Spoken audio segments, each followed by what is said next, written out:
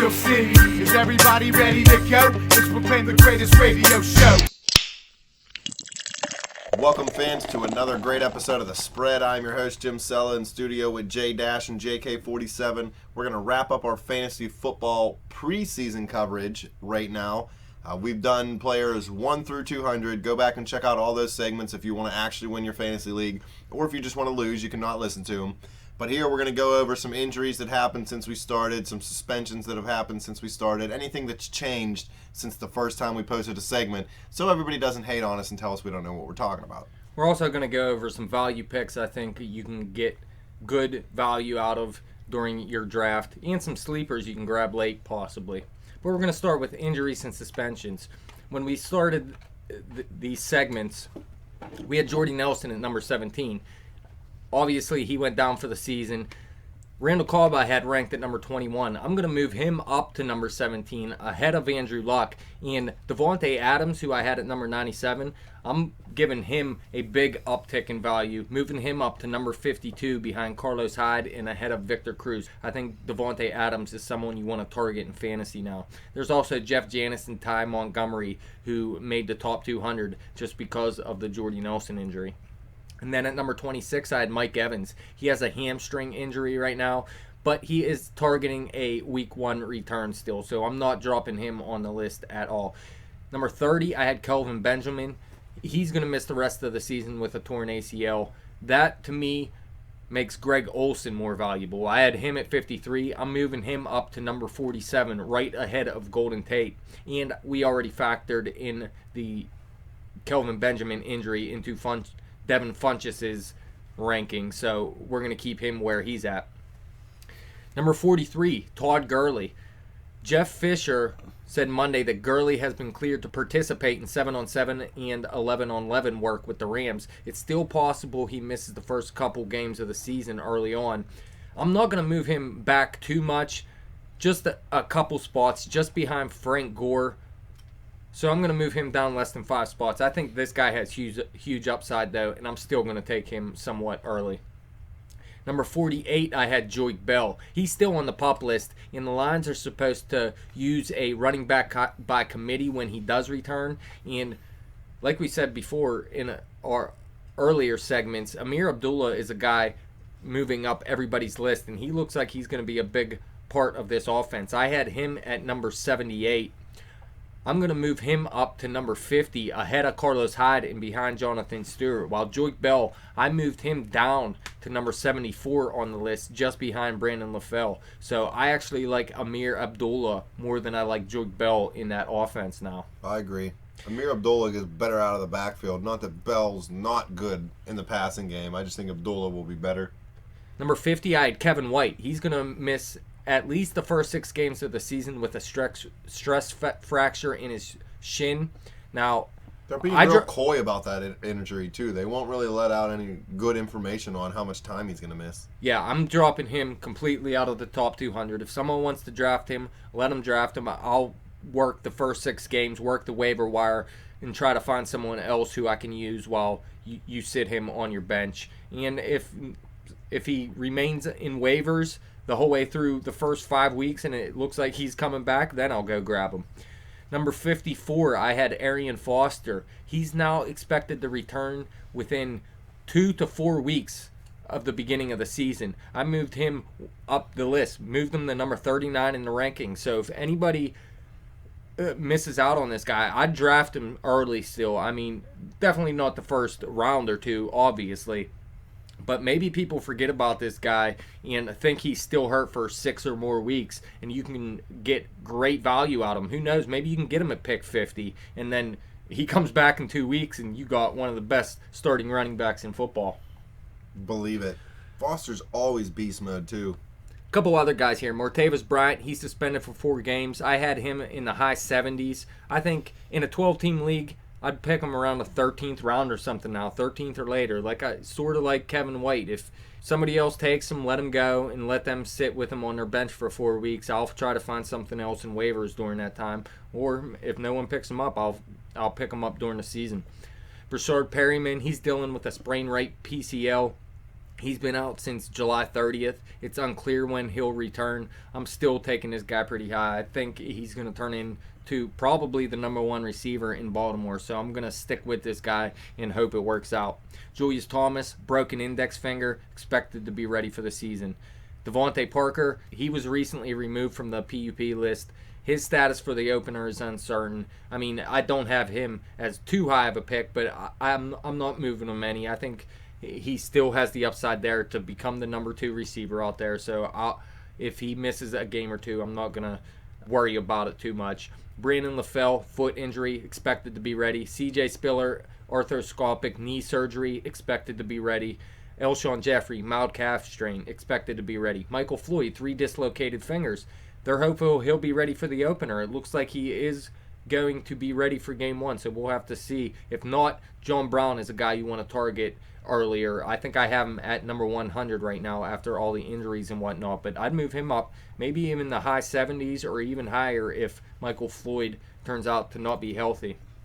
Stephen Ridley, he's on the PUP list with a knee injury. His status for the opener remains uncertain, but really he could turn into the best back in the Jets system. I wouldn't completely trust it. I don't trust Jets running backs too much, but as a late pick, who knows? He might turn out to give you good value. Zach Ertz has a core muscle injury. He's expected to be ready for the opener. Roddy White, arthroscopic elbow surgery, expected to be ready for the opener. LaShawn McCoy, hamstring injury, tentatively expected to be ready for the opener. I wouldn't drop any of those guys in the rankings either. Ranking changes I have since we did this list. Latavius Murray I had ranked at number 42. This is a guy I keep getting higher and higher on as I go through this fantasy preseason. I think this guy is going to have a big season. I put him right behind Justin Forsett, now ranking him at number 37, and this is a guy I'm targeting as one of my second or third running backs in the draft. Number 51, I had Joseph Randle. This is another guy I've been talking up, and I'm moving him up the list as well. I think this guy is going to take the starting job and run with it. Dallas, they can run the ball well. Run with it. So I'm moving him up to number 38 from 51. I'm going to put him right behind Latavius Murray. Randall's been going probably in the top 10 to 15 running backs in the mocks that I've been looking at. Yeah, I mean, he moved up everybody's list a lot, it seems like. These next two guys, they sort of go together. I had Tevin Coleman at number 59, and I had Devontae Freeman at number 93. Both of these running backs in Atlanta, it looked like Tevin Coleman was the better guy to have. I mean, they just drafted him in the 3rd round. Devontae Freeman never showed anything, but it does look like Devontae Freeman is going to play a bigger role than you think and might actually get the majority of the touches over Tevin Coleman. I wouldn't trust it 100% yet, but I'm moving Devontae Freeman up to number 75 from 93, and I'm moving Tevin Coleman down from 59 to 76. So I'll take Freeman, and then I'll take Coleman. But they're still pretty close. I think they're going to split time to begin with and see who can run away with the job. All right, and let's move on to my value picks. I like Emmanuel Sanders. I have him ranked at number 23. You can actually, in a 12-team league, get him around later, I'd say. Something around 35 to 40 you can get this guy. This is a guy that had 141 targets last season, over 100 receptions, 1,400 yards, 9 touchdowns. I think he is a good second-round pick. You might be able to get him in the 3rd or early 4th, though. He's been beat up a little bit. He's struggling to get on the field right now. I wouldn't worry about that one bit. Once they get in games and he's on the field and Peyton Manning's his quarterback, he's going to put up numbers. Drew Brees, I have ranked at number 25 right now. This is a guy you can get in the late 4th or early 5th round. He tied Ben Roethlisberger for the most passing yards in football last season with 4,952. I know he lost Jimmy Graham, but he was good before Jimmy Graham was around. He has 33 touchdowns last year as well. This guy is going later than I expected coming into the season, and I take advantage of it. I'm not going to draft him at 25 because people aren't taking him there. I'm going to draft him in the late 4th, early 5th round before he is actually going, but still not as early as 25. Next is Peyton Manning. He's going in the 4th round, it seems like. I have him ranked at number 27. I mean, quarterbacks seem to be going a little bit lower than I expect. I still take the elite quarterbacks early. I'm not letting Peyton Manning drop that far. I'm going to take him in the late 3rd, early 4th round. Why not? I don't understand why these quarterbacks are going so late. Yeah, I try to target my quarterback anywhere around 3, 4, 5, depending on how many people are in your league and how it's working out. If you're not somebody who likes to go with that top tier guy and you're somebody who wants to use a quarterback platoon, obviously you're going to go at maybe 5, 6, or 7. But I'm not letting Breeze, Manning, or Rodgers really get too far past me. If you're in a deep league with a lot of players, you need a good quarterback. You need those extra points because running back's thin. Speaking of running back, next guy, Arian Foster. I have him ranked at 39. We just mentioned that. Look, he's going anywhere from around the 6th round to the 11th round. This is a guy that is one of the best running backs in the game, obviously. And word is he's only going to miss 2 to 4 weeks now. If he misses 2 weeks, 39 is too far for him to fall. If he misses 4 weeks, 39 not a bad spot for him to go. But if you see this guy in the 5th round, go grab him. Don't let him fall to the 6th, 7th, 8th, 9th round. I mean, that's just ridiculous. Go grab this guy and let him sit there on your bench for the first couple weeks, and then you have one of the best running backs in the game. Next guy, Todd Gurley. I have him ranked at number 45. I'm not dropping this guy too much just because he's not going to be, well, maybe not going to be healthy for the start of the season. There is still the possibility he's ready to go. You can get this guy around 2 rounds later, maybe pick 65 to 70, something like that, and I think that's great value. And if he's around at that point, grab him up. I have Victor Cruz ranked at number 53. He's going in the 10th round or later. In some mocks, he's going a little bit higher now, so you'll have to see where he's going. But I think this guy has a good season in him coming this year. I think Eli Manning's going to have a better season. Odell Beckham's going to be the number 1 receiver out there. But I think Victor Cruz is much better than a 10th round pick. And he's on Ballers. Gives him credit. Giovanni Bernard. I have him ranked at number 57. He's going in the 7th or 8th round. I think that's very good value. He still had 43 receptions last year, scored 7 TDs between the ground and the passing game, had 680 yards. I know Jeremy Hill's going to be the feature back out there, but Giovanni Bernard is a good running back, and he's still going to be involved. And I think I wouldn't maybe draft him at 57 because he is going a little later, but if he's around in the 7th or 8th round, I think you're getting good value at running back right there. Nelson Aguilar, a guy that's going in the 7th or 8th round. I have him a little bit higher, ranked at number 69. I think maybe I even have him ranked a little low. I'm not quite sure yet. I think he could actually have a big season. But if you see him there in one of those 2 rounds, I go out and grab that guy. All right, Zaya Crawwell. I have him ranked at number 79. He's Cleveland's starting running back. I don't think I'd ever draft a Cleveland player unless it was Josh Gordon. Well, listen, man, they showed they have a good run game, but they spread it out between 3 or 4 running backs last season. If Isaiah Crawwell can step in and become the feature back, I mean, there is very good value here, especially going in the 10th round. Think about that. If you can get a starting running back in the 10th round, you're getting huge value because you're not going to find that. Yeah, just it always depends on if he's going to get the feature role for real because Cleveland's like a couple other teams where they just running back by committee constantly. Another value pick here at wide receiver, Michael Floyd. This is a guy now he does have some dislocated fingers. They're not sure if he's going to be ready for the opener, but it does seem like he will be. This is a guy going in the 10th round. He had a down year last year, but I had high expectations for him, and I still have those high expectations for him. I think he is a good receiver. I have him ranked at number 83, but I have no problem with you passing that up and waiting until the 8th, 9th, 10th round to grab this guy. I think he could be a starting receiver for you in fantasy, a number 2 or number 3 receiver. I had Brashard Perryman ranked at number 89. This guy's going in the 13th or 14th round. This is their first round pick this season. They have Steve Smith, but behind that, all they have is Kamar Aiken. So Brashard Perryman, if healthy, is going to play a huge role in this offense, and I think that is excellent value if you can get him past the 10th round. David Johnson, a guy I have ranked at number 92. This is a Arizona running back who they drafted in the 3rd round this year. I'm hearing nothing but good things from this guy. They have Andre Ellington out there. He's not a guy that can run between the tackles very well. David Johnson is a guy that can run between the tackles very well.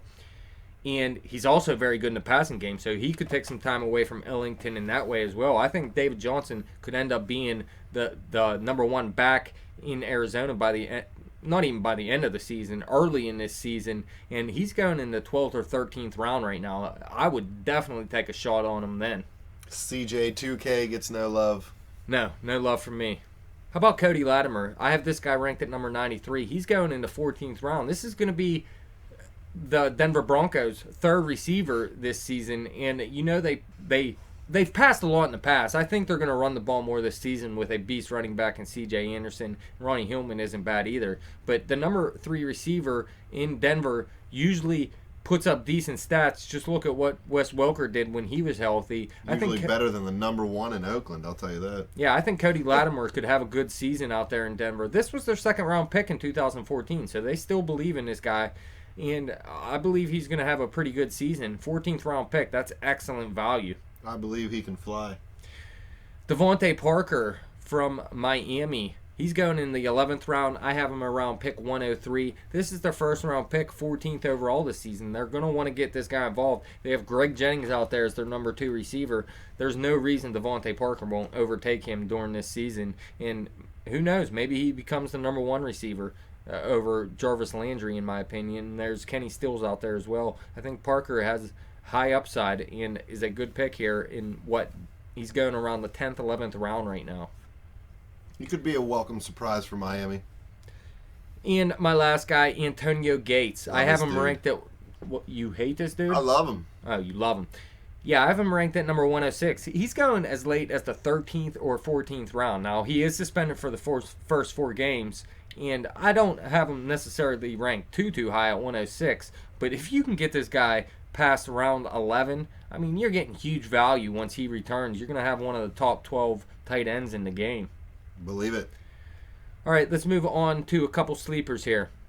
I don't have many, but 3 of them, they're all from St. Louis. Nick Foles, I think he's a sleeper quarterback. Nobody has him in the top 200. I think he can put up a decent season in St. Louis. I think they have a good offense. They drafted Todd Gurley. They have Trey Mason. They have Benny Cunningham. I like their running backs.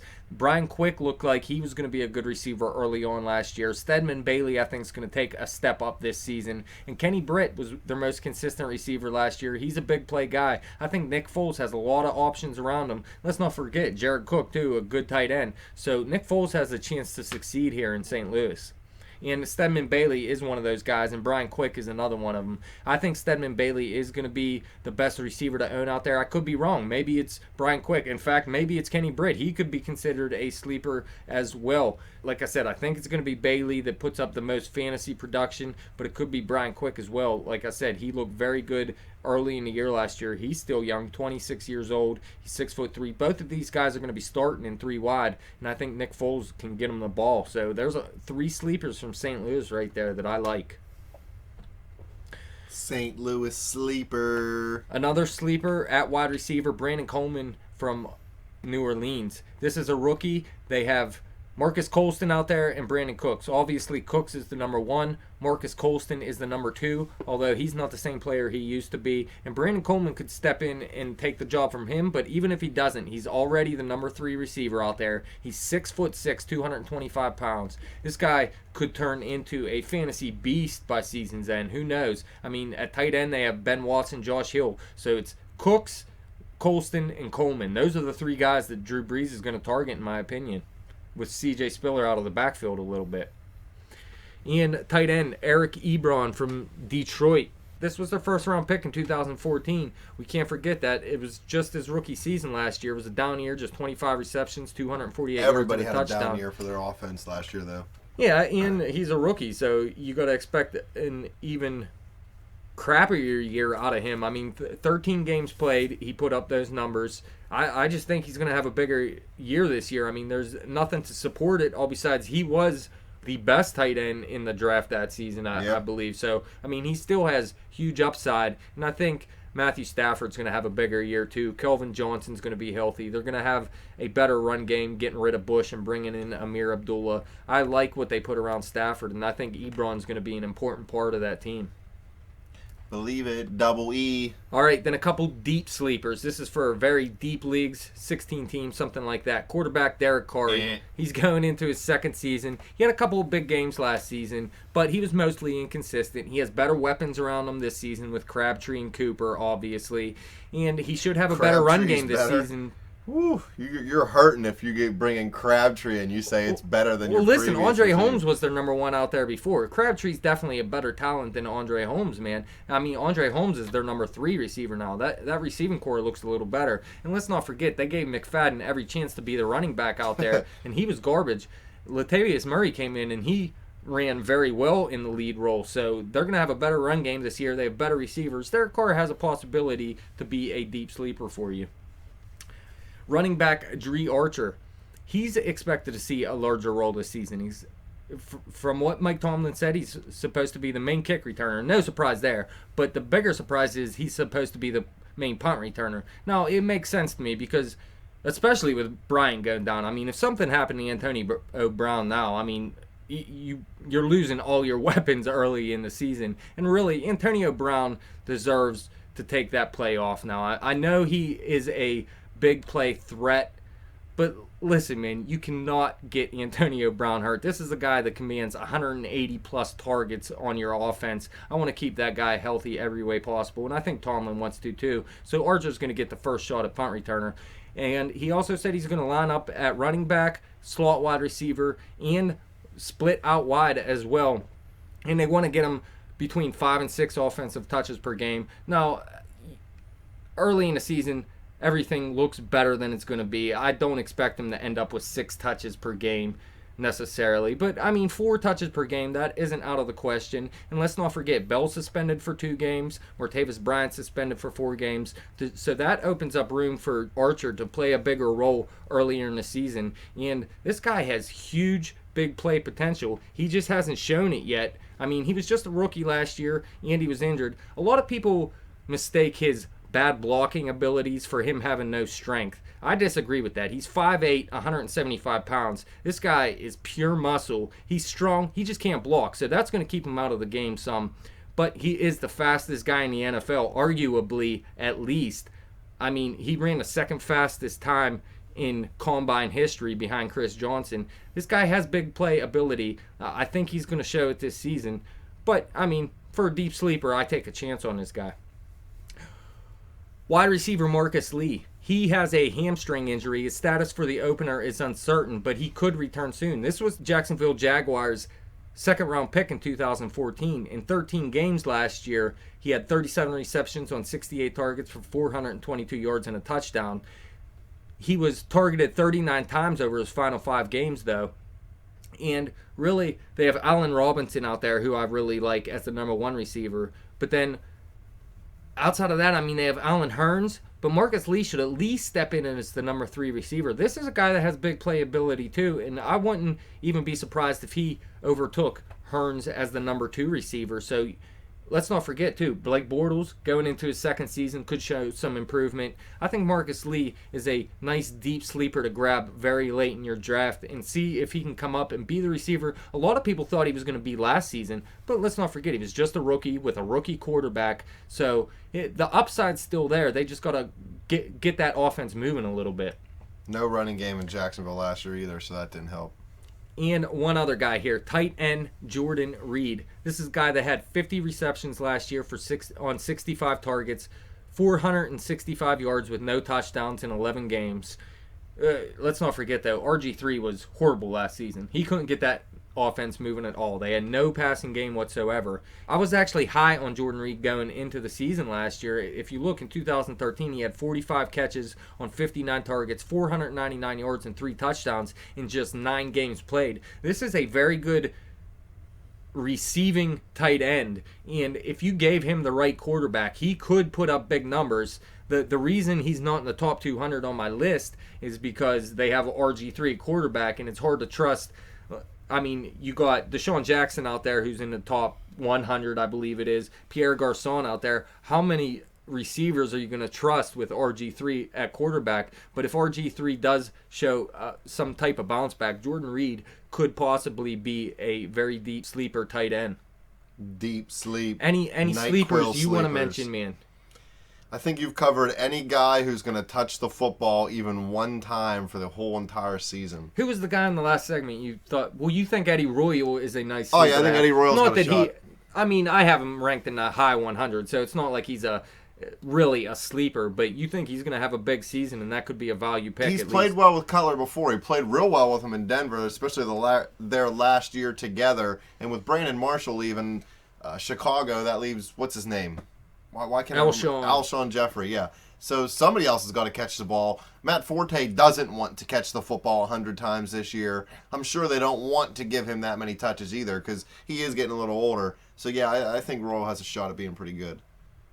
And you're on the St. Louis bandwagon as well, right? You Mostly Kenny Britt at the wide receiver position. not feeling Nick Foles as a sleeper quarterback? Oh, I love Nick Foles as a quarterback, but if anybody doesn't think that he's going to do better in St. Louis than in Philly, then they're stupid. So, yeah, I guess you could call him a sleeper. Remember but when to you me, said this, so if kinda, it doesn't happen, we can come back and play hey, it. whatever, dude. I'm wrong. I'm wrong. I'm just not afraid to go out there and give my opinion. I'm not saying my opinion is God, but if you want to know sports, it is pretty damn close. You're dead wrong. All right, we're done. That's it. It's enough God talk for today. Folks, you can follow us on Twitter at bet_the_spread. You can follow me on Twitter at betjimtowin.